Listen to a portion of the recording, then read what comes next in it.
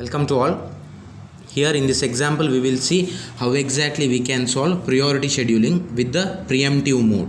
So what you mean by preemptive? So once the process is running, say for example a particular process is running in the system, if there is one more process with the higher priority coming into the picture, then definitely that highest priority process will be given a chance to execute. So that is the thing, isn't it? So priority scheduling, let us see how exactly priority scheduling will work. So it is somewhat different compared to rest of the scheduling algorithm whatever you have seen. So here the process number is same, AT same, BT same, but there is some new data you can see over here. It is with the respect to priority.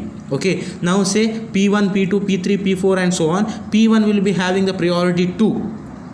What is arrival time? 0. How much time it requires for the execution? 4 unit of time. That is the same thing, but the new concept is priority. So if the priority is higher, that particular process will be given with the chance to execute. That is the meaning. So what is the first process? The arrival time is 0. At the 0th time, which process will come? Process 1 will come. So in the queue also, at the 0th time, P1 will take the queue.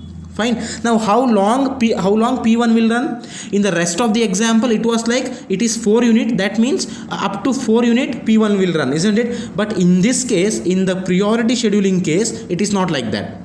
Here see, as I said, if the higher priority process will come, then higher priority process will be given with a chance to execute, isn't it? So here also, so what is the next process which will come?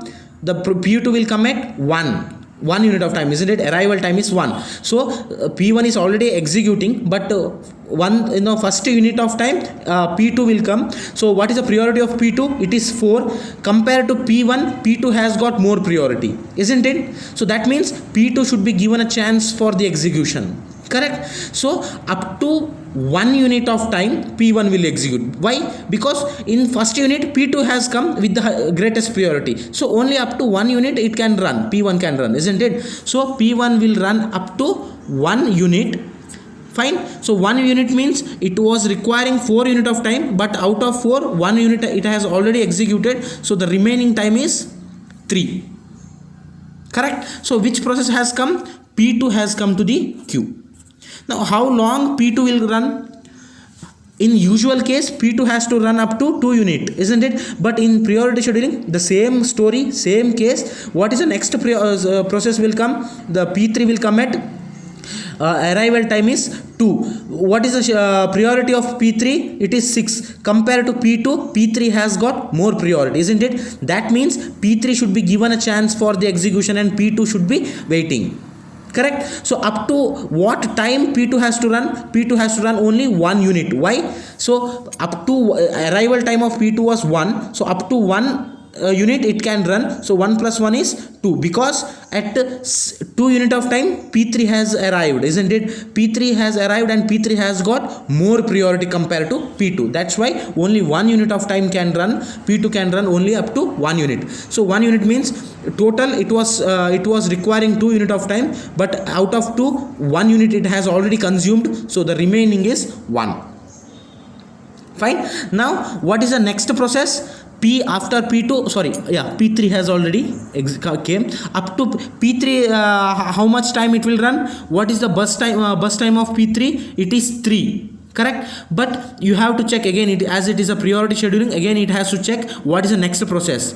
Next process is P4. What is arrival time? Arrival time is 3. That means it cannot, and the priority of P4 is greater than P3. It is 10, right? 10 is greater than 6. So arrival priority of P4 is greater than P3. Arrival time of P4 is 3. That is the reason why P3 can run only up to 1 unit of time. So 2 plus 1, 3. Why? At 3 P4 has arrived. Correct? At 3 P4 has arrived. P4 has got more priority. That's why P3 should be kept outside and P4 should be given a chance for the execution. That is the meaning. Fine. How long P4 will run? Again it depends on the next process which is arriving. And what is the next process? P4 has already in the queue. How long it will run? It will depend on the next process which has arrived. What is the next process? P5, isn't it? P5 is the next process. What is the priority of P5? It is 8. Do you think P5 has more priority than P4? No. P4 is 10, P5 is 8. So it will never come. It will never come to the queue. Algorithm will check for the next process. What is the next process? P6. What is the priority level? It is 12. Arrival time is 5. Now compared to P4 and P6, P6 has got more priority. So P6 will be given a chance for the execution. Fine. Okay, P4 up to how much? Okay, now at what time P6 came? P6 came at 5, isn't it? So up to 5 P4 can run. Up to 5 P4 can run. That means the difference is 2 units, isn't it? Now how long P4 can run? P4 can run up to 2 units. That's why the remaining time is 3. Now what about P3? P3 how long it only 1, isn't it? So 3 minus 1 2. Fine. Something like you have to update the burst time. Now how long P6 can run? Again depends on the next process which is coming. Next process is P7. Priority is 9, lesser than the P6. That's why P6 will never wait. It will complete its execution. What is the burst time of P6? It is 4. Completely 4 unit of time it will take. So 5 plus 4 9. So it will finish first process. P6 is the first process to finish the execution. Why? After P6 there is no priority. The highest priority has P6. So P6 will continue its execution and it will finish. Now after the execution of P6, what is the next process should be given a chance for the execution in this list? So okay, P6 is finished, leave about P6. What is the next process? So which is the highest priority? P4 has got the highest priority with the number 10. So this will execute, this will complete execution. But remember one thing, once you finish with the priority concept, whatever the rest of the priority you are giving, it will finish its burst time. It will use its burst time completely. It will never wait for any other process and any other things to give the chance. Remember this. Fine. Now P4 is the next process, so it will complete its execution. What is the burst time? The remaining burst time is 3 units. So P4 will get the CPU and it will complete its execution. 9 plus 3, it is 12. Now P4 also completed its execution. Now remaining is 2, 4, 6, 8, 9. What is the highest priority? Next highest priority है P7 has got next higher priority. So P7 will come to the queue. Fine. How long it will run? It will run completely. Now there is no concept of deducting the burst time. No concept, because we have already in the first iteration we have already checked all the process available in the queue. Then only we started this work, isn't it? So P7 how long? 6. Completely it will completely run 0. Now this also 0, this also becomes 0. Don't get confused. That's the reason why I'm just putting the cross mark over there. So 6, 12 plus 6, it is 18. Now this also finished its execution. Now what is the remaining thing? Now P5, P3, P2, P1 is remaining. Now which has got highest priority? P5 has got the highest priority. So P5 will come and use the processor. Fine. Now how long it will run? It will run only 1 unit of time. So 18 plus 1, it is 19.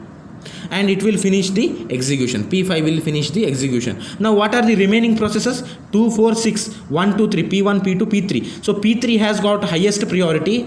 So now P3 will come to the queue. How long P3 will come? Continue. It will finish its execution 2 unit of time. So 19 plus 2, it is 21. Now it is completely finished. You can cross and you can put 0 just not to get confused. Fine. Now how many processes are remaining? Only 2 processes are remaining. Which is the highest priority? P2 has got highest priority. So P2 will come here. How long it will run? It requires only 1 burst time, 1 unit of time. So it will use 1 unit of time. 21 plus 1, it is 22. Fine. Now what is the remaining thing? P1 is the remaining. So P1 is the last process. So how long? 3 unit of time it requires. It becomes 0, and here you will add 22 plus 3, it is 25. Now all the process have executed and you have received the Gantt chart.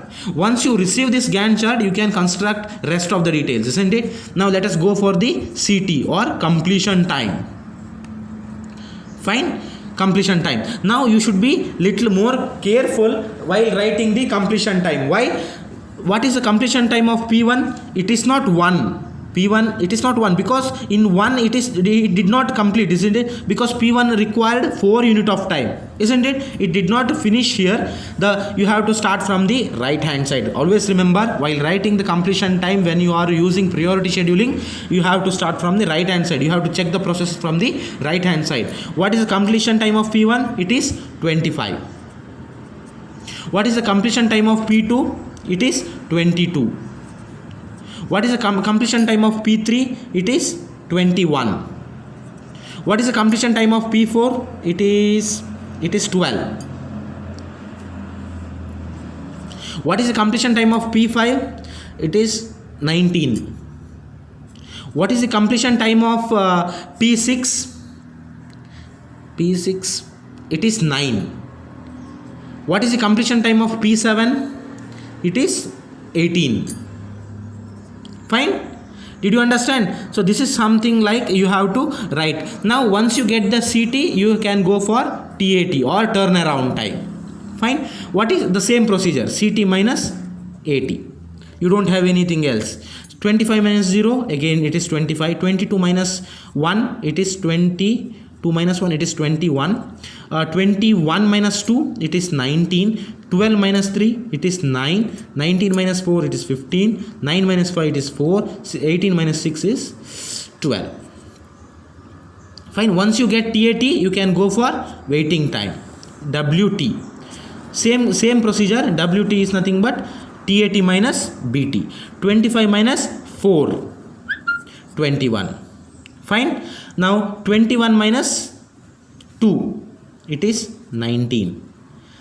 19 minus 3, it is 16. 9 minus 4, 5, it is 4. 15 minus 1, 14. 4 minus 4, 0. 12 minus 6, it is 6. Understood? Now you can cross verify. Why it is 0? You come here, come to Gantt chart, 0. For P6 it is 0, isn't it? Why? Come to here. So at what time P6 has started? At 5. And it did not continue anywhere. P6 finished here itself, isn't it? That is the reason why I said P6 is the first process to finish. So it did not wait for anyone. It did not wait anywhere. So that is the reason why waiting time is 0. As soon as it came, it used its 4 unit of time. It used its 4 unit of time.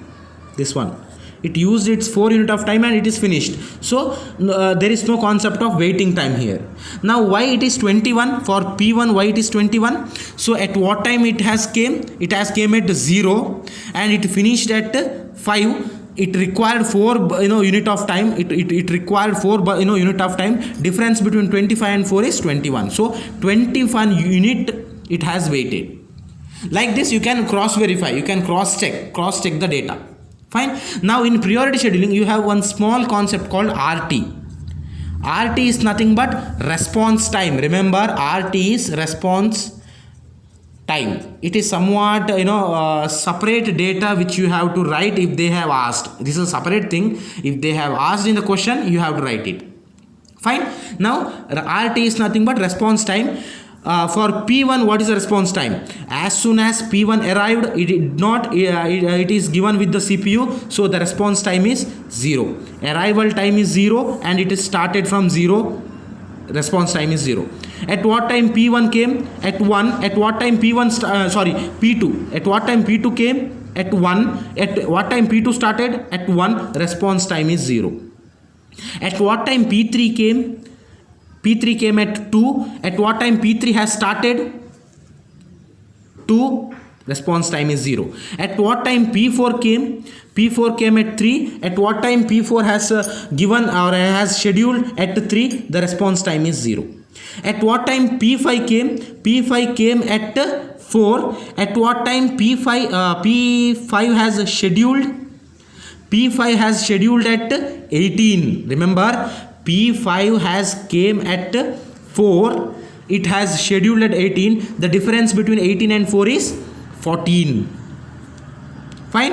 At what time P6 has came? P6 has come at 5. P6 has scheduled at 5. Response time is 0. At what time P7 has come? P7 has come at 6. At what time P7 has scheduled? Where it is? P7 at 12. So difference between 12 and 6 is 6. So only P5 and P7 has got the response time. Rest of the response time is 0, because as soon as process came, it has given the queue for the execution. That is the meaning. Okay, it is very simple. You don't need to worry. If you just take a pen and paper, try to solve this. Watch the video, try to solve this example. Once you solve this example, you take your own data, try to solve it. If you get any error, if you get any doubt, you can come to me. Fine. This is nothing but priority scheduling with the preemptive mode. Fine. So you have something called, you have some special information called priority as well as response time. Rest of the things are same. But you should remember how exactly you are creating the Gantt chart based on the priority. That's it. Okay. So if you have any doubt, you can come to me. Fine. Thanks for watching.